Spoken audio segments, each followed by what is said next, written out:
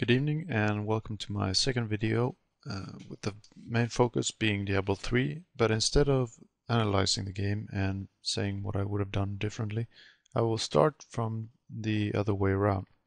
So I will bring up a couple of different design,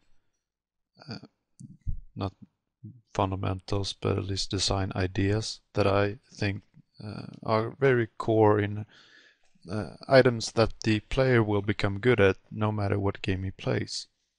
So my three different subjects here will be player positioning and movement, target selection, and skill selection and usage. Now these apply to tons of different games like Team Fortress 2, League of Legends, World of Warcraft, or Devil May Cry. And player positioning is really important in all of them.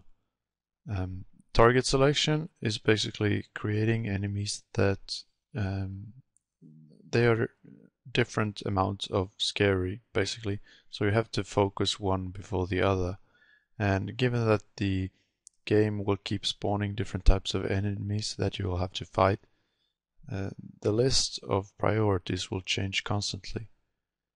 Number 3 is skill selection, which could be weapon selection in something like Team Fortress 2. Because most of the weapons for the different classes have different areas of usage, even though it will tend to stick to your primary weapon. A class like the Demo Man, for instance, will switch between the pipe and sticky launcher, and something like the Scout, even though they will tend to use the scattergun, the pistol is usable in a few different encounters. So with the basics of these three different ideas or concepts, I will try to create monsters that challenge one or several of these ideas here. Like, most of them will be more than one of these. I've just taken out the concepts because it's easier to show them one at a time. So as for number 1, the first thing is positioning. Doing damage while staying safe is the essential core of positioning. So the player here and the Templar guy, I guess, is mostly used as a sort of tank because it really does no damage. So it's mostly used for the ranged classes as an weak tank sort of guy. But for positioning, the problem with Diablo 3 is that you tend to run along very straight corridors that are limited in scope. So the monsters will always be pre-spawned, I suppose, at one part, and you will always come from the other part. So creating monsters that keep moving around is the main idea here. Because this enemies moving around, and not just like running towards you, but running away from you, or as I said in the last video, teleporting either to you for melee monsters or away from you for the ranged ones, will make the player have to move. So with movement, there are two different type of monsters that focus on different things. Number 1 is forcing the player to move. And number 2 is area denial. Denial. So forcing the player to move is basically creating enemies that run around, and number 2 is creating enemies that have attacks that deny some sort of part of the map. Like, if you have very, very narrow corridors, attacks that block just a limited part of the playing field here will still have a fairly big impact. Because even if you have, this would be like a 10th or 15th part of the screen, just having 2 of these attacks next to each other will block off the entire pathway. So while creating the monsters, you will also have to keep a track of which part of the game they can spawn in, because if they have too powerful attacks in very narrow areas like this one, they will, instead of creating more interesting gameplay, they will just create more stalemates where you have to wait for this firewall thingy here to go away before you can keep playing. So that's the first part of movement. The second one is evading, which is basically moving with the express purpose of, I guess I can't say that, with the intention of dodging enemy projectiles. The important things to consider when you have enemies firing at you from range is that the projectiles can't move too fast, because then you have no chance of dodging them. Unless you have a fairly obvious attack animation that allow, let's say for instance you are here, enemies are up here. When they start their attack animation, they will fire at this point. So if you move to the side, they are still able to use really fast projectiles, because you only have to move a very short distance. But if they don't have such an obvious attack animation, or if they attack really frequently, you will have to keep the projectiles moving really slowly. And there's also the concept of if you have projectiles that move very, very slowly, they only have really short arrows here, a bunch of these attacks will essentially form a moving firewall. So instead of being a ranged attack, they turn into a sort of area denial concept, even though the area itself moves. For number 3 on the movement part here, it's kiting. Even though I think that Diablo 3 is just too heavy on the kiting, because all of the monsters will keep following you all the time, and something that is ranged, let's say you outrun him, you move all the way down here, he won't attack you from here because you just run out of his attack range. So kiting is extremely viable, and it should be, because not every monster can be really scary, because then you don't have a different sort of, like, you can't focus on a single enemy if all of them are equally scary. So you will still have to keep the basic zombie type or skeleton enemies that just move towards you, because then you will still get to have the crushing monster waves sort of feeling that's core to the Diablo series. You can create a game where you don't have the basic sort of enemy, but then you will also have to kill a lower amount of enemies, so everything will have to have a bigger drop chance, I suppose. So that was the essentials of moving, even though I focused very little on the area denial part that will come later. So for number 2 is target selection, and this is where we create enemies that are different. You can choose if you want to have the extreme basic enemy that essentially isn't scary, or if you just want to create a game where everything is scary and you will have to pick out the things you want to kill. So for enemy priority lists, I suppose speed is one of the more important issues, because let's say for instance you're in Diablo 3 and you encounter a monster pack. There's a few really big guys and then there's a bunch of small ones.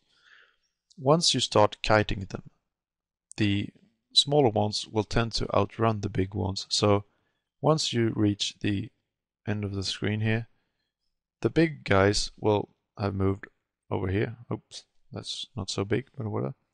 And meanwhile, you will have the small quick ones next to you, which means that you will manage to, instead of fighting the bunch here as one unit, you will fight first the small ones, and then you can pick off the big guys one at a time, which is the essentials of kiting. So instead of having the enemies be allowed to run away from each other, you could force them by using some sort of grouping or a leash that makes the entire unit move as one. Let's say, for instance, that the big guys are slower but have a longer range.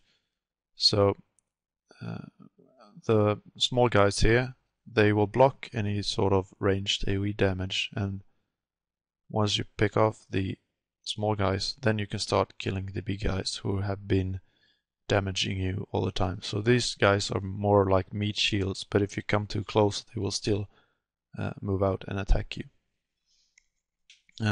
So even though you should have enemies that have different types of speeds, you should also keep the groups of enemies together.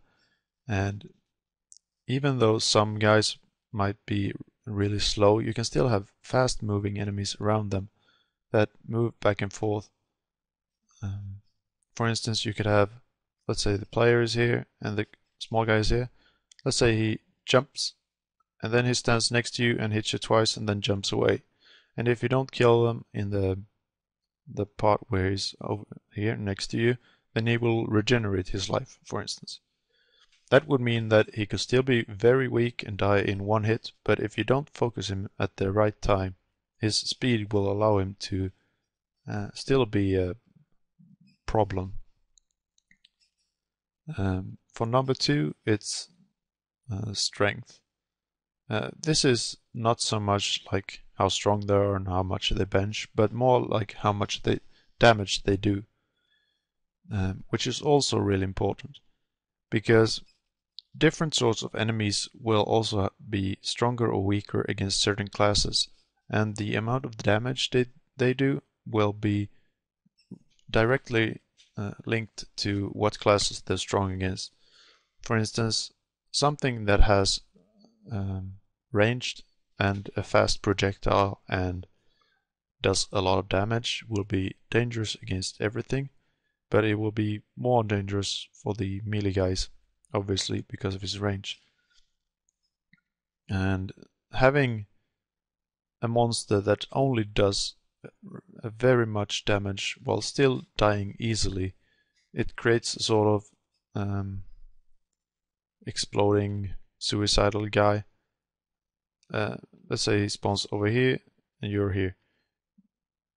Anything that does a lot of damage that you can't avoid will force him way up on the priority list. But if he does a lot of damage that you can actually avoid, having a lot of strength or attack damage is still not such a big threat.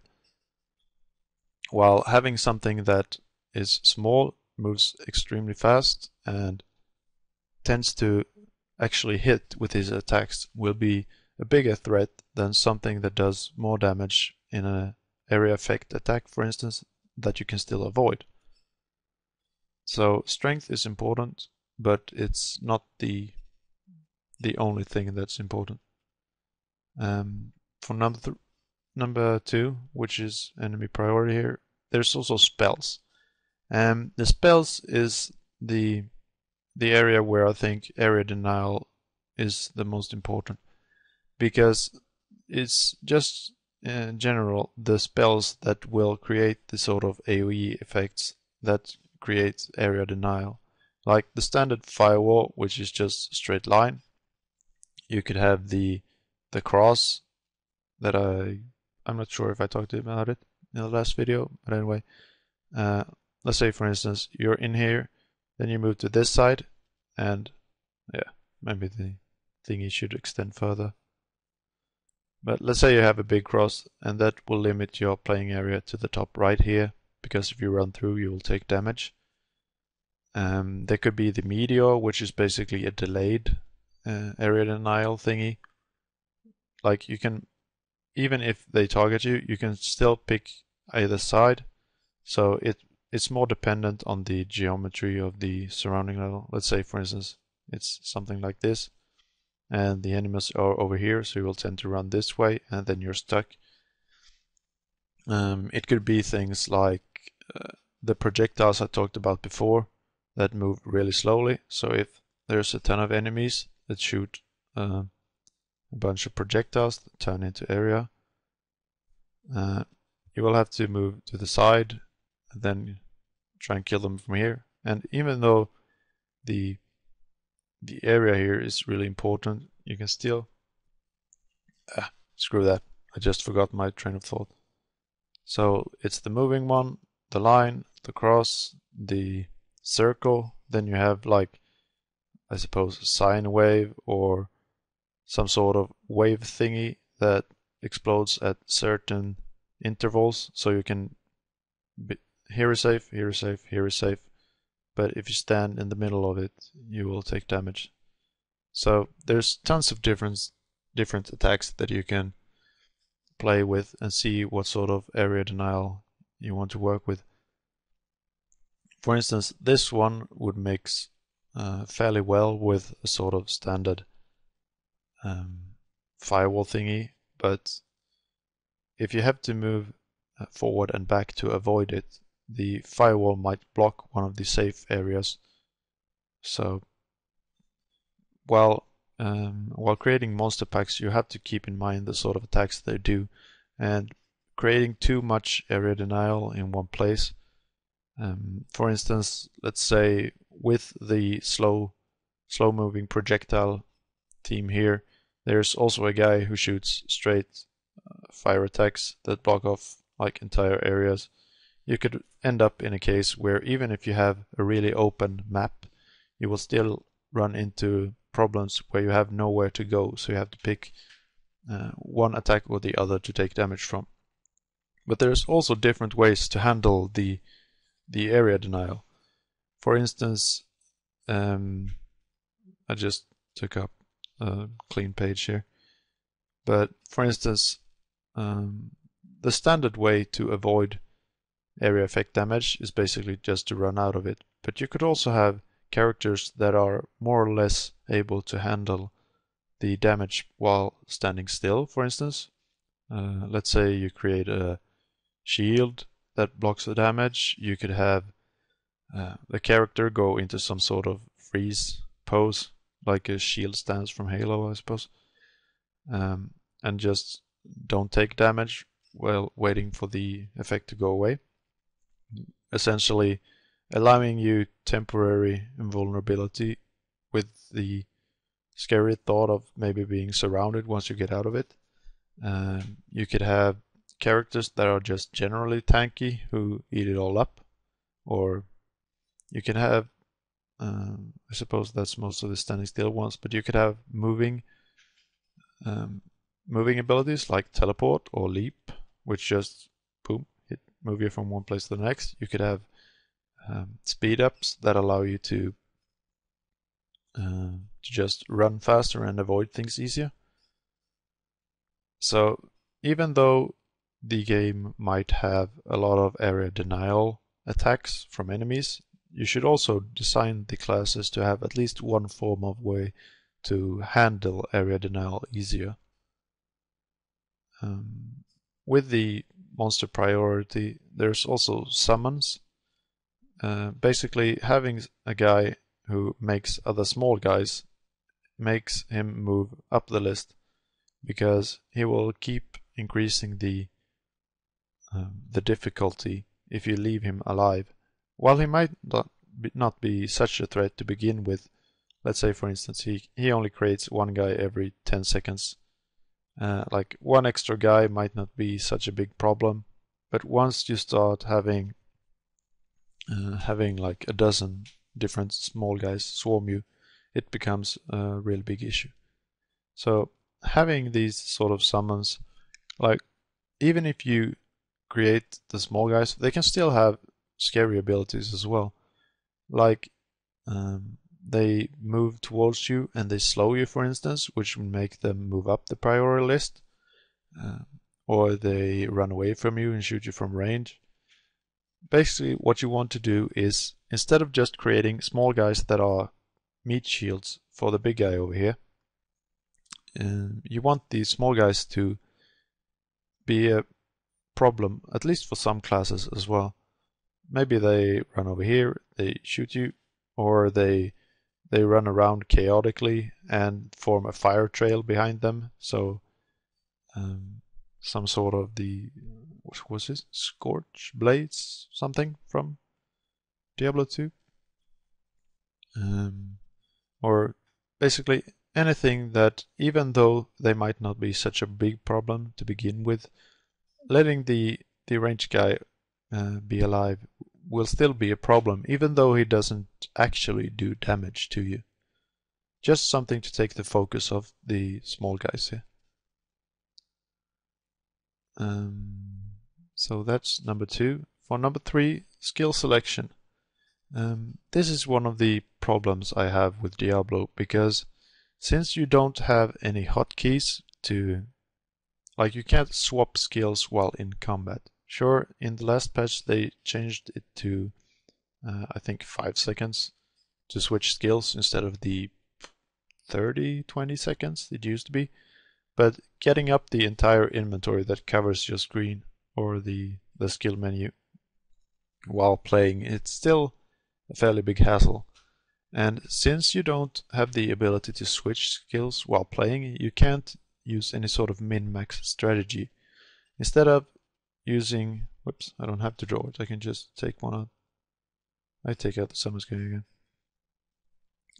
So instead of switching skills while playing, for instance, your main skills for your left and right mouse button, you will have to tend to build your entire skill bar or skill set, focusing on a sort of general strategy. Because once you set your skills, you will have to get out of combat, basically. So if you run into a fairly difficult bunch of enemies, you can't switch on the fly, which is something I really want. Maybe not for this game, because it's obviously developed for consoles with the left trigger, right trigger, and then the 4 main buttons. But it's still a PC game, and I think it should be possible in the PC version to switch skills around. Because once you start designing enemies that require different sort of skill sets, for instance, nearly every skill in Diablo 3 is your basic line attack that hits the first target. And once you start running into enemies that, let's say you have the big guy here again and the small guys, instead of having a line attack where you will always hit the small guys over and over again until they're all dead before you can focus on this guy, and then he has 5 different friends, 5, and they will keep spawning these small guys. For instance, the summoning. Then you will end up in a deadlock position because you can never focus these guys over here. So what you want is attacks that are targetable attacks, like Meteor, for instance, in Diablo 2, that you can put on the position where the enemy is. So let's say you have ranged guys and they tend to stand still, and then you have melee guys that tend to move around a lot. Once you run into a pack of really tough ranged guys, instead of doing the standard kite tactic, you will do the scoot and shoot thingy where you move and then you attack and then you move and then you attack until the entire area is covered in fire death. So once you have the possibility of switching around your main skills or even your cooldown skills, you will be able to fight different types of monsters efficiently,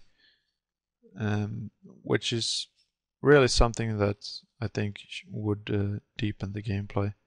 Because now that you're locked into this generalized design where you have to create a sort of skill set that can face any sort of enemy, you also can't create enemies that are particularly scary because you will always only have the general skill set to fight against them. So again, going back to my sort of main page here, creating enemies that challenge different parts of the player experience is, in my opinion, what would create a deeper game than what Diablo 3 currently is. So to create a challenge for player positioning. Again, one thing is forcing movement,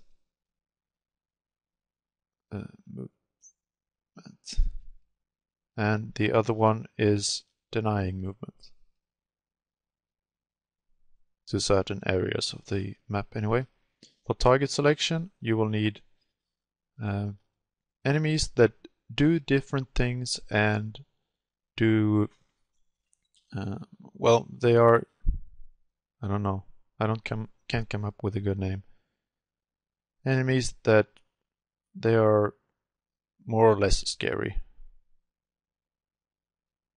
More or less scary, and thus they are more or less important to kill first. Mixing up really scary enemies with enemies like the standard zombie, which is not at all scary, allows you to, or forces you to focus down the more scary mobs, and creates a sort of focus gameplay where you can actually become good at recognizing different situations, different mixes of monsters, and adapt to every situation. And for skill selection and usage, again, having hotkeys.